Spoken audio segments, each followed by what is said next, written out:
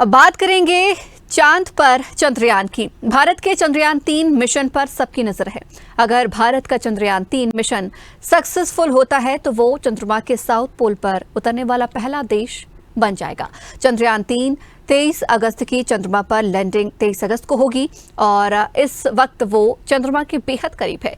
भोपाल के regional science centre के project coordinator Saket Singh Kaurava ने चंद्रयान के अंतरिक्ष में लेटेस्ट स्थिति पर बताया कि चंद्रयान-3 अभी एक छोटी इलेक्ट्रिकल ऑर्बिट में है और अपनी लैंडिंग के बाद चंद्रयान कई दिनों तक चंद्रमा पर ही रहेगा। स्वदेश न्यूज के डिजिटल हेड अनिरुद्ध सोनोने ने साइंस सेंटर के प्रोजेक्ट कोऑर्डिनेटर एस कौरव से खास चर्चा की। भारत का मिशन मून चंद्रयान-3 चंद्रमा के बहुत करीब पहुंच गया है। पूरे देश की और इसरो की निगाहें लगी हैं कि चंद्रयान-3 की सफल लैंडिंग 23 तारीख की शाम को कैसे होगी। इस बारे में बात करने के लिए हमारे साथ हैं रीजनल साइंस सेंटर भोपाल के प्रोजेक्ट कोऑर्डिनेटर साकेत सिंह कौरव। साकेत सिंह कौरव से हम जानते हैं कि सर किस तरह से चंद्रयान-3 अभी अंतरिक्ष में है और अभी उसकी लेटेस्ट स्थिति क्या है। पहली बात तो आज सुबह सुबह आए पूरे आपके दर्शकों को रीजनल साइंस सेंटर की ओर से बहुत बहुत अभिनंदन एवं स्वागत है। और ये हमारे लिए गौरवमयी बात है कि आपने जो प्रश्न रखा है कि हम सबसे कितने करीब हैं। जैसे कि इसरो ने ये डाटा शेयर किया है कि अब लैंडर जो है डीबूस्टिंग के आखिरी चरणों में है, यानी चांद की सतह के सबसे करीब वाली ऑर्बिट में है। अब ये घटना आप सोचिए, अभी काउंटडाउन लगभग 72 घंटे बचे हैं, लगभग 72 से थोड़े ज़्यादा 23 तारीख को ये उतरने वाला है। तो जब ये उतरेगा तो उसके बाद में जो इसको डी बूस्टिंग ऑर्बिट कहते हैं, यानी धीरे धीरे ऑर्बिट को कम करना, एक तरफ चंद्रमा की सतह पे सबसे पास में और दूसरी तरफ थोड़ा दूर। तो एक तरफ 15 किलोमीटर और दूसरी तरफ लगभग 100 के आसपास, और फिर धीरे धीरे कम ज़्यादा करते हुए इस तरीके से सेट कर देना प्री ऑर्बिट के हिसाब से कि जब फाइनल टचडाउन की बात शुरू हो, तो जब वो उतरना शुरू हो तो जिस जगह को चुना है उसी जगह के हिसाब से वो ऑर्बिट खत्म होती हो। और वो चंद्रमा से अभी चंद्रयान-3 जो भारत का बड़ा अच्छा यान बताया जा रहा है, कितनी दूर है? ये एक ऑर्बिट में है छोटी सी, वो उसको इलिप्टिकल ऑर्बिट ही कहेंगे। इसको हम बोलते हैं लैंडिंग ऑर्बिट के हिसाब से उसको डिज़ाइन किया है। वो 15 किलोमीटर से 100 किलोमीटर के रेंज में है अभी, और वो रोज़ कम हो रहा है। और इसरो डीबूस्टिंग की जानकारी अपने सोशल मीडिया हैंडल से देता है कि मतलब वो डिसाइड करते हैं डेट के हिसाब से कि हम 23 तारीख को पहुंचना है, तो वहाँ पे सूर्य उदय के इंतज़ार हो रहा है। चंद्रयान-3 के मुकाबले लूना 25 भी शायद उतारा गया था। आप शायद प्रतिस्पर्धा न करें तो लूना 25 कैसे डिस्ट्रॉय हुआ? देखिए, अंतरिक्ष एक ऐसी विधा या ऐसा क्षेत्र आप कहें जो हमेशा खतरों से भरा है। हमारी जो कार्य आसानी से निष्पादित हो जाते हैं और हमें लगता है ये बड़ा आसान है, नहीं, अंतरिक्ष हमेशा से चुनौतीपूर्ण रहा है और रहेगा। देखिए, रसिया हमारा बहुत मित्र राष्ट्र है और उनका जो लूना 25 मिशन था ये कमाल का एडवांस टेक्नोलॉजी वाला था, और लगभग 40 साल के आसपास 1976 के बाद उनने पहली बार लैंडिंग के लिए एक स्पेसक्राफ्ट भेजा था। लेकिन टेक्नोलॉजी एक ऐसी चीज़ है, कभी कभी वो किसी को अनप्रिडिक्टेबल होती है। तो कि फाइनल ऑर्बिट में पहुंचने के बाद जब उसको उतारने की तैयारी करने वाली कक्षा में बिठाना था और उसी समय वो उस कक्षा में नहीं सेट हुआ, और कुछ समय बाद ऑफिशियली रवि संडे को यानी कल ही के दिन रसिया के स्पेस एजेंसी का नाम है रोस्कोमोस, उनने ये डिक्लेयर किया कि वो शायद क्रैश लैंडिंग हो चुकी है, जिसके कारण अब कम्युनिकेशन नहीं हो पा रहा है। चंद्रयान-3 और लूना 25 का कोई कंपैरिजन था? जी देखिए, तुलना करना अपने आप में सब लोगों को बड़ा अच्छा लगता है, लेकिन दोनों मिशन अलग अलग हैं। हमारा जो चंद्रयान है इसमें कमाल की बात यह है कि इसके अंदर रोवर है। लैंडर जब उतरेगा इसका और वो अगले 14 दिन रहेगा तो उसके साथ में एक नन्ना मुन्ना सा रोवर है। अगर इस छोटे बच्चे इस कार्यक्रम को देख रहे हो तो ये समझ लीजिए एक बेबी की तरह वो छोटा रोवर, वो भी 14 दिन हमारे लैंडर के चारों तरफ चक्कर लगाते हुए जो वैज्ञानिक लक्ष्य को इसरो ने डिसाइड किया है, उन दोनों अभियानों को ये दोनों स्पेसक्राफ्ट, एक रोवर और लैंडर मिलकर काम करेंगे, जो कि लूना 25 में नहीं था। रोवर क्या होता है? खासकर बच्चे जानना चाहते हैं कि जब ये चंद्रयान चंद्रमा पे उतरेगा तो क्या रोवर उसके साथ में रहेगा? जी बिल्कुल। और जैसे बहुत से बच्चे ये रिमोट वाली कार अपने खिलौने के रूप में घर में इस्तेमाल करते हैं, और आजकल तो रेडियो फ्रिक्वेंसी वाली रिमोट कारें रहती हैं, तो ये समझ लीजिए जो साइंटिस्ट इंजीनियर्स ये काम बड़े कमाल के करते हैं, तो इनकी रिमोट वाली कार बहुत दूर काम करती है, यानी पृथ्वी से आप उसको चंद्रमा की सतह पर ऑपरेट कर पा रहे हैं। हालांकि वो एक वैज्ञानिक उपकरणों के साथ लैस एक ऐसी मशीन है जो उसके साथ जो छोटे छोटे प्रयोग उसको दिए गए हैं वो करेगी लैंड पे।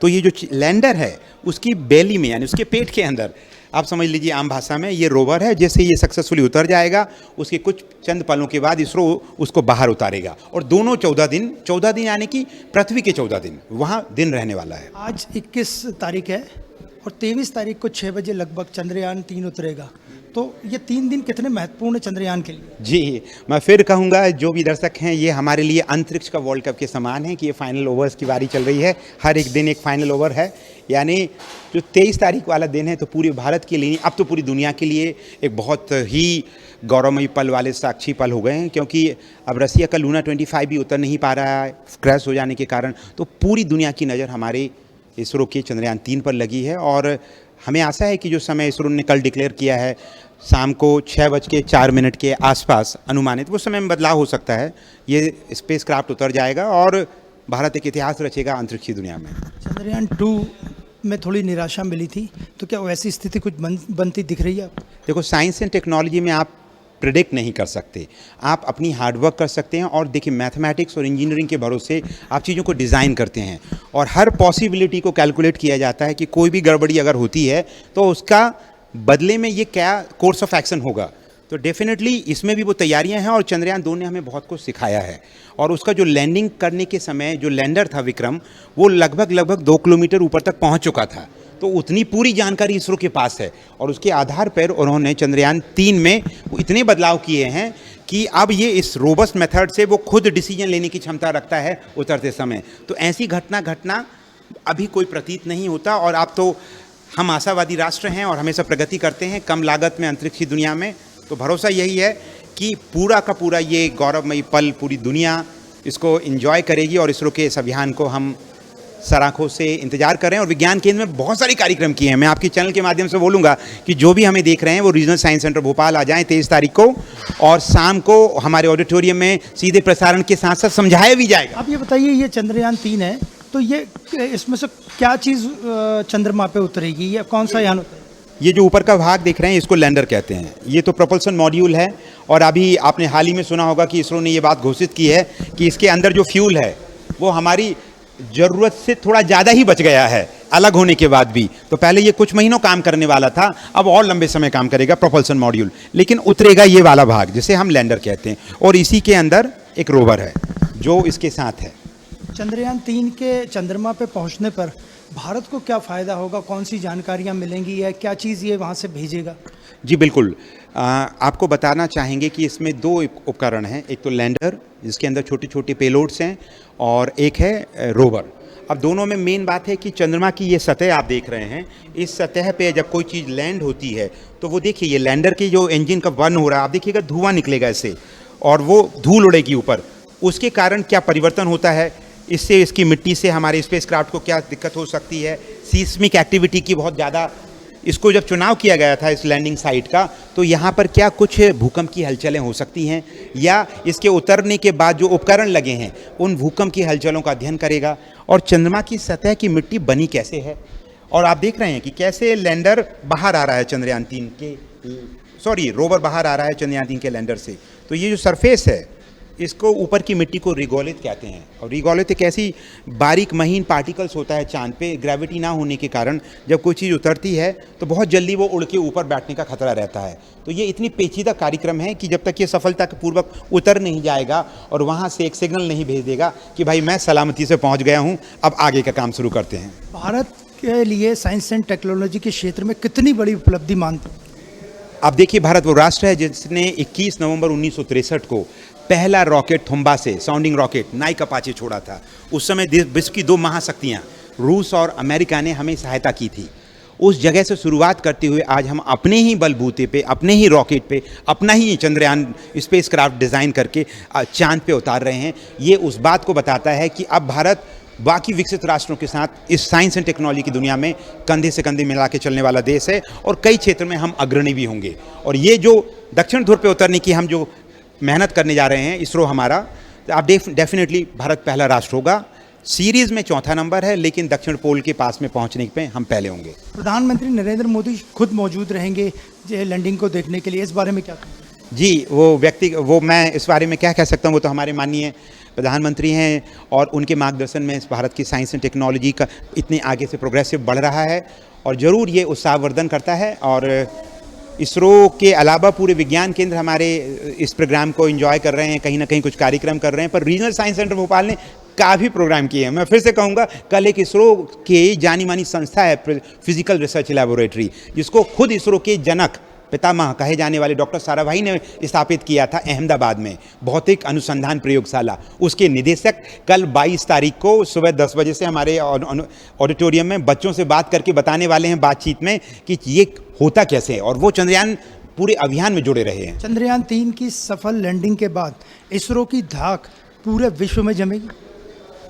जी देखिए, नेचुरल सी है, जब कोई राष्ट्र इस तरीके के कमाल कर दिखाता है, कमाल नहीं होगा, ये एक विज्ञान और टेक्नोलॉजी का संगम है जिसे पूरा का पूरा मैथमेटिकली कैलकुलेटेड करने के बाद इंजीनियरिंग का कमाल आप कहेंगे, तो डेफिनेटली पूरी दुनिया के सामने एक धाक छोड़ेगा। क्यों छोड़ेगा? लोगों ने बहुत क्वेश्चंस किए होंगे आपसे भी कि हमारे स्पेस क्राफ्ट को इतना समय क्यों लगा।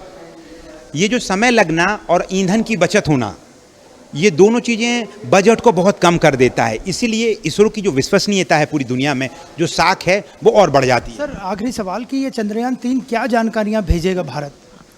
उतरने के बाद से अगले 14 दिन चांद की सतह पर होने वाले भूकंप के अध्ययन करेगा, उसकी मिट्टी का अध्ययन करेगा, साथ ही साथ में चांद से पृथ्वी की दूरी के लिए एक छोटा सा इंस्ट्रूमेंट लेके गया है रोवर, उसका इससे माध्यम से वो नासा ने भी उसको सपोर्ट किया है, नासा की टीम का, वो भी हेल्प करेगा। और इसका जो प्रोपल्सन मॉड्यूल है जो चांद की कक्षा में है, वो पृथ्वी पर जीवन है, तो वो पृथ्वी पे जब जीवन है तो उसके जीवन से कैसे सिग्नेचर मिलते हैं उनके अध्ययन करेगा, ताकि हम अपने सौरमंडल के बाहर जब जीवन की तलाश कर रहे हैं तो हमें पता चले कि भाई जब इस ग्रह पे जीवन ऐसा हो सकता है तो क्या दूसरे ग्रह पे ये समानताएं हैं, तो वो जानकारी जुटाएगा। तो ये अपने आप में जितना बड़ा एक वैज्ञानिक महोत्सव है कि हमारी ये पूरी दुनिया को दिखाने की प्रयास है कि हमारा इसरो सफलतापूर्वक वो टेक्नोलॉजी अचीव कर चुका है कि हम किसी भी स्पेस क्राफ्ट को सॉफ्ट लैंडिंग यानी वो मखमली सॉफ्ट वाली बात नहीं है। आप अगर इस क्राफ्ट को देखेंगे तो इसमें छोटे छोटे ये रॉकेट्स लगे हुए हैं, इन्हें हम रेट्रो रॉकेट्स भी कहते हैं। ये जब फायर होकर उसकी स्पीड को कम कर देते हैं, यानी बिना नुकसान पहुँचाए चीज़ को उतर जाना, उसको सॉफ्ट लैंडिंग कहते हैं। तो आपने देखा कि ये थे हमारे साथ रीजनल साइंस सेंटर भोपाल के प्रोजेक्ट कोऑर्डिनेटर साकेत सिंह गौरव। इनका साफ कहना था कि चंद्रयान 3 सफल लैंडिंग तो करेगा ही 23 तारीख को, और इसके बाद वे कई दिन रुक के कई अहम जानकारियां भी भारत भेजेगा। वीडियो जर्नलिस्ट रणवीर के साथ अनिरुद्ध, स्वदेश न्यूज़ भोपाल। अगर आपको हमारा वीडियो पसंद आया तो लाइक, शेयर, कमेंट, सब्सक्राइब करें, बेल आइकन का बटन दबाएं। हमारी वेबसाइट swedeshlive.com पर जाना ना भूलें।